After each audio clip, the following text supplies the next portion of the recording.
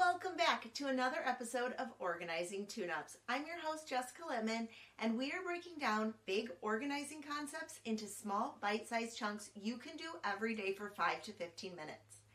In this episode, we are talking all about small space organizing. I'm really excited about this topic because back when I lived downtown Chicago, I had a studio apartment. It was tiny, but I was like the queen of using every single piece of space I had to like the most. Like I made the most out of all of that space, and I really haven't delved into small space organizing because there's a lot of strategies when it comes to using your space, using what you have, and making it super efficient for you.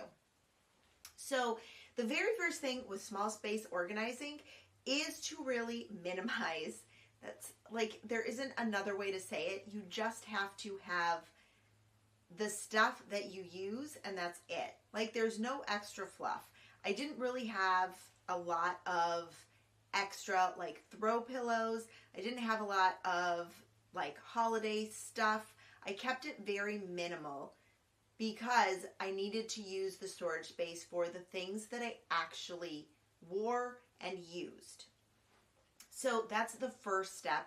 And I know it's not like the funnest thing that like, oh, you got to get rid of your stuff. But sometimes it just makes it so much easier when you remove the extra. Then you can actually see, oh, I do have a lot more space than I thought. So removing the extra stuff. If you can utilize things that can be multi-purpose, do that instead of having like all the cooking gadgets. So maybe you just need a knife instead of like all of the different peelers and cutters. And maybe you just need a couple of spices, or you use spices in like the bags. One of my favorite, Spice House. This is not sponsored, but I love Spice House. They come in bags, so it makes it so much easier to store those things. You put it in like a little container so you can pull it out, search for your spice, and boom, you are set. So not sponsored, but I'm just a huge fan. Okay, another tip is to create designated zones for your small space. In my, the way my studio apartment was set up, I had a tiny kitchen, like the one room, and then a closet that went into the bathroom. So my bathroom was not that big, and so I really needed to utilize that space really well. So in the bathroom was also the linen closet, was also like the medicine cabinet. Like I kept all of the things. I had like a built-in shelf, and then I had the medicine cabinet, and then I also had I just rolled up towels so that I had a spot for them as well. But I made sure to utilize all the space. And then this goes into the third tip, is use vertical space. So the ceilings I had were really high. Most ceilings in small spaces are higher, but people don't always utilize that small space or utilize the vertical space.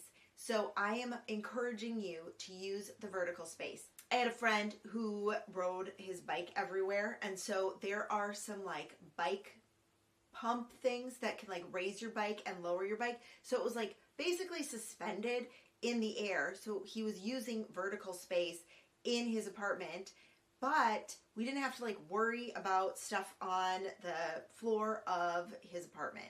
So using the vertical space, adding shelving to create more vertical space, storing the off-season stuff higher up, and then swapping it out when the season comes to, and really like focusing on creating that vertical space.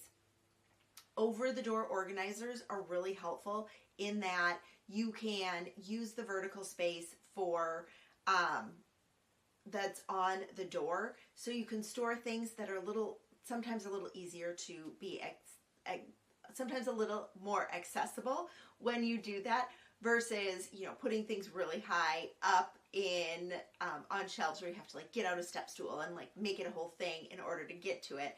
So using door space as well. Also using multifunctional pieces of furniture. Okay, so if you've seen on Pinterest, it was like forever ago, someone was really creative and used an ottoman to create a filing cabinet. So it had storage and it was functional for storing like papers and documents and stuff. I thought that was super clever. So finding pieces of furniture that can be used as multifunctional pieces of furniture. In my studio apartment, I had the option to have a Murphy bed so I could fold it up and down if I needed to.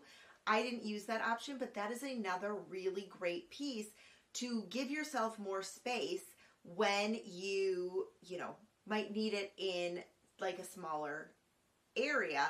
So your bed can go up and down, and then you still have like room for a couch, you still have floor space, you can like get movable furniture.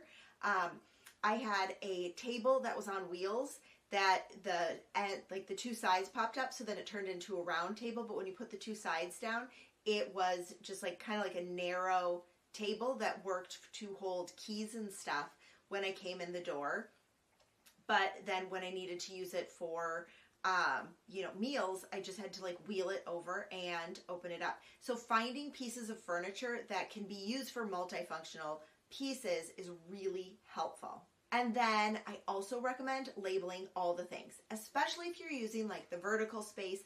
Label the bins so you know what's in there. Label everything, because when everything has a designated spot, you are going to make sure everything goes back to where it needs to go so everything stays organized. This is more of an upfront kind of thing that you have to do in order to ensure that your small space stays organized. Like what you heard, make sure to like and subscribe. Also sign up for Organizing Tune-Ups emails so you never miss an episode.